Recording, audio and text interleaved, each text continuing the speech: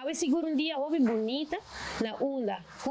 a pone o Dia Nacional dedicado a boy equity para assim queda recordar para sempre para o qual é a luta de resistência tem temporada de guerra contra o nazi. Awe nos recebi diferente parte de sua história, monólogo incrível e trascendente para ser Coreia, na onda que ela explica de sua vida, mas também é pessoa que é uma pessoa que luta contra a injustiça e aceita para Kiko de seu sangue e tal atahasi esaki,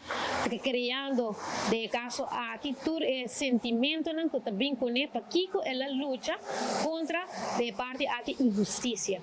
Parte de resistência aqui também ela recebeu bambisa dor com sua tata na de Holanda e ela vai escola e ela marca me ela vive assim na história de monólogo te explica pois pensei ela uniso mês num grupo de resistência na Holanda, onde com o final de dia na idade ng Hopi Young, nang a descobrir ele, nang a purba também, logicamente, ora na capture, para purba saca informação valiosa de um grupo de resistência, não logra aqui,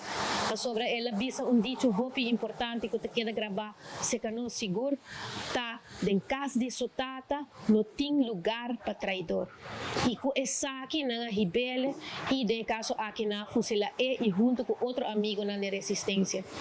Aqui nos provoca su gosto, nos provoca também parque que o senhor deve dedicar não somente na parte de resistência e de boy equity, na luta contra a resistência, mas também a parte de lago e outro aspecto de guerra que junga rol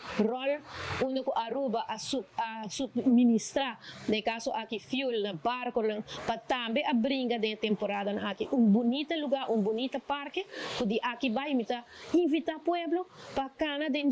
para admirar toda parte que nós põe como parte de museu para recordar o período aqui, mas também seguro para recordar boy equity.